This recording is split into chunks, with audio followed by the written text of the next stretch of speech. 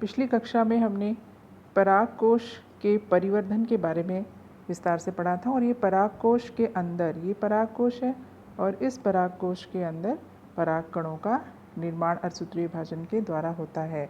अब ये जो परागकण है, इस प्रत्येक परागकण की संरचना किस प्रकार होती है उसे हम पढ़ेंगे।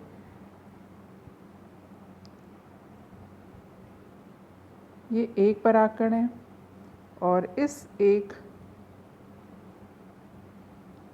परागकण में की रचना अगर हम देखें तो किसी भी एक कोशिका है, परागकण अर्थात केवल एक कोशिका है और एक अगुणित कोशिका है परागकण, है ना।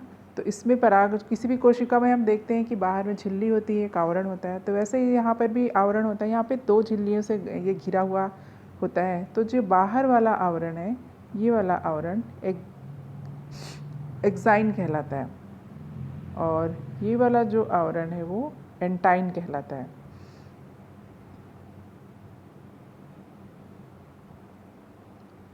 ये एक्साइन और ये एंटाइन। जो कांटेनुमा बाहर रचना दिखाई दे रही है, ये वाली जो रचना है वो एक्साइन कहलाती है। तो ये जो एक्साइन है, इसकी विशेषता होती है कि यह स्पोरोपोलिन नामक एक विशेष पदार्थ का बना होता है। स्पोरोपोलेनिन, स्पोर यानी बीजाणु, पोलेन माने पराग, तो इससे दोनों मिलकर बना हुआ है। स्पोरोपोलेनिन नामक पदार्थ से मिलकर यह बना होता है। इसकी विशेषता होती है कि यह एक्साइन, बाहर का जो बाह्य चोल है उसे बाह्य चोल कहते हैं। तो ये जो एक्साइन है या बाह्य चोल है, ये स्पोरोपोलेनिन का बना होता है। ये जो स्पोरोपोलेनिन है, इसकी विशेषता होती है कि स्पोरोपोलेनिन का बना होने के कारण जो एक्साइन है वो किसी भी अभी तक या जितने भी एंजाइम है उस एंजाइम के द्वारा अपघटित नहीं होता है। इस प्रकार ये क्या होता है, बहुत सुरक्षित होता है, ये कभी भी अपघटित नहीं होता, परागकण कभी नष्ट नहीं होता। तो यह इसकी विशेषता होती है। और इसके जो आंतरिक आवरण है ये वाला, ये क्या कहलाता है, एंटाइन कहलाता है। ये जो बाह्य आवरण है वो कुछ जगहों पर, जैसे यहाँ पर आप देख रहे हो, यहाँ पर पतला रहता है क्योंकि वहीं से ये जो आप देख रहे हो ये पराग नलिका निकलती है। इस जगह से ऐसे यहाँ से पराग नलिका का निर्माण होता है, इसलिए इस जगह पर यहाँ जो स्पोरोपोलेनिन अब्सेंट होता है और यहाँ पे आवरण पतला रहता है ताकि यहाँ से पराग नलिका, ये जो पराग नलिका है उसका आगे विकास हो सके। अब चूँकि हर एक कोशिका के अंदर एक कोशिका द्रव्य होता है, तो ये भी चूँकि एक कोशिका है तो ये वाला भाग इसका कोशिका द्रव्य है। उसके बाद हर एक कोशिका में केंद्रक आवश्यक है, तो ये न्यूक्लियस या केंद्रक है। तो ये परागकण की संरचना। अब इस परागकण का विकास होगा। इसके अंदर अभी नर युग्मक नहीं बने हैं, नर युग्मक का विकास होगा। इसे हम क्या कहते हैं, नर में युग्मकोद्भव या नर युग्मकोद्भिद भी कहा जाता है। यहाँ पे ये शब्द लिखा हुआ है, आप देख सकते हो, नर युग्मकोद्भिद, है ना। तो ये नर युग्मकोद्भिद की प्रथम कोशिका है। नर युग्मकोद्भिद अर्थात नर युग्मक का उसके अंदर उद्भव होगा, निर्माण होगा, है ना, शुरुआत होगी उसकी नर युग्मक की, इसलिए इसे नर युग्मकोद्भिद की प्रथम कोशिका कहा जाता है। अब ये जो परागकण है, इस परागकण का, ये परागकण कहाँ पे है, परागकोश के अंदर है। अब हमने देखा था कि परागकोश स्फुटन होता है परागकोश का, और परागकोश के स्फुटन से परागकण बाहर निकलते हैं। यहाँ पर हमने देखा था ये इस प्रकार ये परागकण बाहर निकलते हैं। अब ये परागकण कहाँ जाते हैं, ये परागकण जाते हैं आपके यहाँ इस वर्तिकाग्र तक जाएंगे। यहाँ से परागकण में विस्फुटन होगा और ये वर्तिकाग्र तक पहुँचेंगे और वर्तिकाग्र, इस क्रिया को हम परागण कहेंगे। अब जब ये परागकण यहाँ से निकलकर, ये परागकण है, परागकोश के अंदर परागकण यहाँ से निकलकर जब ये यहाँ तक पहुँचेंगे तो यहाँ पर आकर ये यहाँ जो पानी है इसके अंदर का, ये वर्तिकाग्र है, इसके अंदर पानी को अवशोषित करके फूल जाते हैं। लेकिन जब परागकण यहाँ से निकलते हैं, इस समय अभी जो हमने रचना देखी थी परागकण में, उसमें एक्साइन था, एंटाइन, एक्साइन दो भाग थे और इसके अंदर केंद्रक था। अब ये जो एक्साइन, ये जो परागकण है, ये परागकण विभाजित हो जाता है दो भागों में। तो इसके पहले, यहाँ से यहाँ जाने के पहले इसमें विभाजन होता है और ये 2 कोशिकीय अवस्था में बदल जाता है, तभी उस अवस्था में यह इसका क्या होता है, परागण होता है।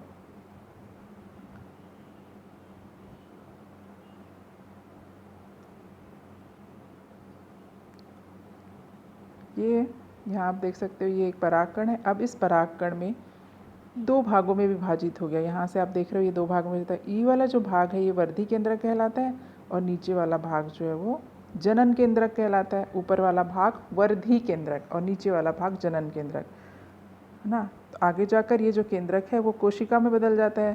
तो ये वाला है उसे वर्धी कोशिका कहते हैं और जो ये वाला है उसे जनन कोशिका कहते हैं।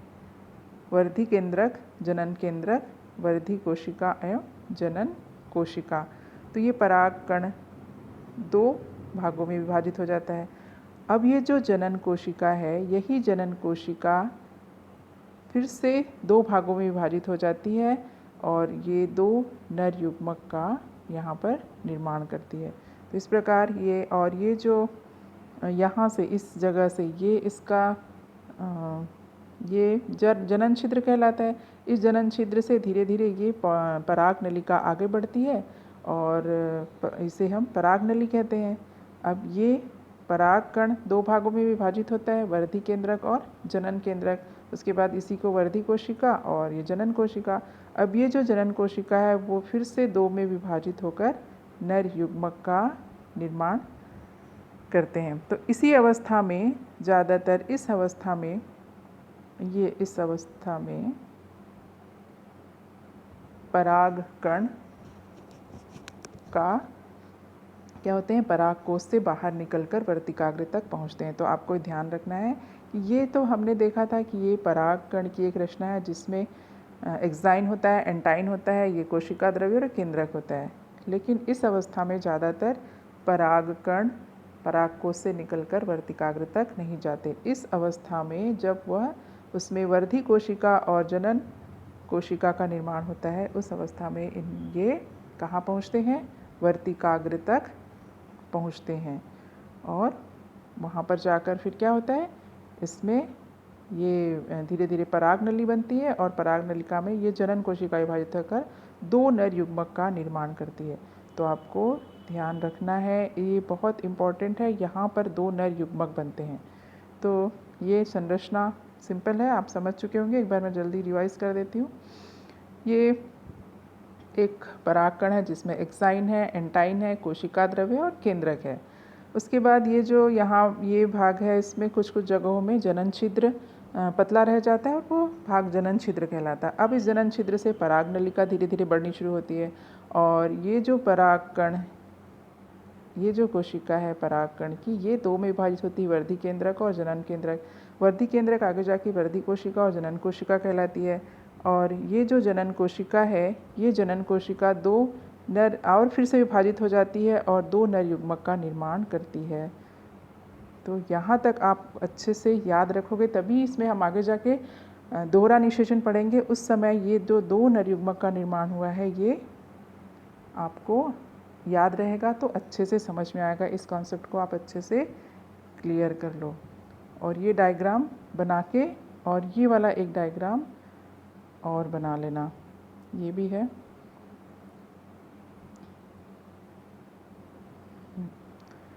तो यहाँ पर वैसे वो दोनों डायग्राम सेम ही हैं, आप चाहो तो इसे बना सकते हो या पिछला वाला भी बना सकते हो। यहाँ पर ये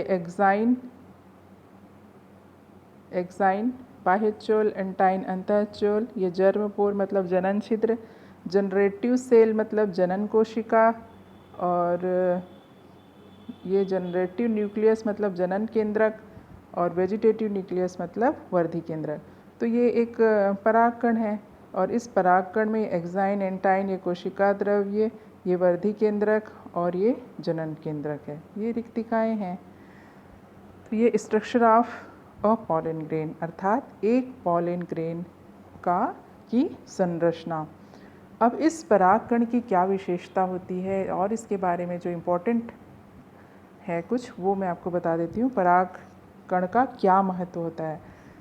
तो एक तो आपको स्पोरोपोलिन याद रखना है, जो बाह्य चोल या एक्साइन है, ये एक्साइन है, काला जो आवरण दिख रहा है, इसमें स्पोरोपोलिन होता है जो किसी भी एंजाइम द्वारा अपघटित नहीं होता है, इसलिए परागकण बहुत सुरक्षित रहता है। अगर वो कहीं पड़ा भी रहे तो वो कभी नष्ट नहीं होता है।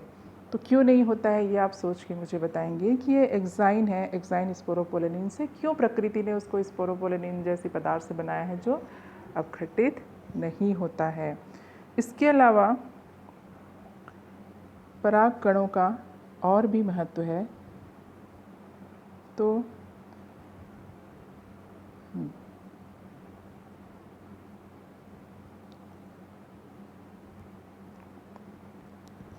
परागकण कभी कभी एलर्जी भी पैदा करते हैं, मतलब इससे रोग भी हो सकता है। इसलिए कहा जाता है कि कभी भी जो फूल होते हैं उसको सूंघना नहीं चाहिए, क्योंकि उसके अंदर जो परागकण है वो आपके नाक में जाके एलर्जी पैदा कर सकते हैं और अंदर श्वसन तंत्र में जाकर श्वसनी शोथ भी पैदा कर सकते हैं, है ना। एक पार्थेनियम या गाजर घास एक पौधा होता है, तो उस पौधे से बीच में ये बाहर से आया था फॉरेन से, और इससे बहुत ज़्यादा लोगों को श्वसन संबंधी रोग हुआ था। हाँ, और जो पराग कोश है वो पोषण से भरपूर होता है, अर्थात इसके अंदर बहुत न्यूट्रिशियस होता है। इसके अंदर विटामिन्स, मिनरल्स, खनिज पदार्थ अच्छे से पाए जाते हैं, पोषण अच्छे से पोषण मिलता है इससे। और यह इसलिए यह जो बाहर पश्चिमी देशों में ये खिलाड़ियों को और घोड़ों की कार्य क्षमता में वृद्धि करता है, क्योंकि इसमें पोषक तत्व अत्यधिक मात्रा में पाए जाते हैं। उसके बाद हम देखेंगे कि जीवन क्षमता, है ना, अलग अलग पराग कणों की जीवन क्षमता अलग अलग होती है। जीवन क्षमता मतलब वो कितने दिन उनकी जी सकते हैं, कितने दिन वो जीवित रहते हैं। तो अनाज और धान, गेहूँ, इसमें सिर्फ 3 मिनट तक जीवित रहते हैं। कब 3 मिनट जीवित, अर्थात जब वो कहाँ पर पहुँचते हैं, ये जब वर्तिकाग्र पर पहुँचेंगे तो वर्तिकाग्र तक पहुँचने के बाद सिर्फ 30 मिनट तक जीवित रहते हैं। Rosaceae, Leguminosae, Solanaceae. रोजेसी जिसमें रोज़ फ्लावर आता है, लेग्यूमिनेसी जो मटर का कुल है, सोलेनेसी जो बैंगन का कुल है, इसकी जो जीवन क्षमता होती है वो कुछ महीनों तक की होती है। एक और चीज़ है यहाँ पर, जो पराग कण है उसमें पराग बैंक भी होता है। तो उन पराग बैंक में जिस प्रकार शुक्राणुओं को सुरक्षित रखा जाता है, उसी प्रकार पराग कणों को भी द्रव नाइट्रोजन में, मतलब लिक्विड नाइट्रोजन में -196 डिग्री सेंटीग्रेड तक कई वर्षों तक भंडारित करना संभव है ना। तो इसको पराग बैंक कहा जाता है। बैंक जहाँ पर हम किसी चीज़ को स्टोर करते हैं, संग्रहित, सुरक्षित रखते हैं, उसी प्रकार पराग बैंक होते हैं। तो उस पराग बैंक में कुछ अच्छे लक्षणों वाली जो किस्में होती हैं उनका परागकण को सुरक्षित रखा जाता है, और हम उससे उसके द्वारा कृत्रिम परागण और निषेचन कराकर अच्छी वैरायटी की फसल पैदा कर सकते हैं। इसलिए पराग बैंकों में द्रव नाइट्रोजन, पराग जो बैंक होता है उसमें द्रव नाइट्रोजन में -196 डिग्री सेंटीग्रेड तक भंडारित करना संभव होता है। तो ये कुछ इम्पोर्टेंट टर्म्स थे पराग कण के बारे में। तो यहाँ तक आप नोट्स बना लेंगे। तो आज आप जो नोट्स बनाएंगे उसमें पराग कण की संरचना, उसका नरयुग्मक का निर्माण किस प्रकार होता है, और ये वाला जो नोट्स है, ये वाला नोट्स पूरा लिख लोगे, और उसके पहले किस प्रकार उसका परिवर्धन होता है। तो आज का टॉपिक हम यहीं समाप्त करते हैं। थैंक्स।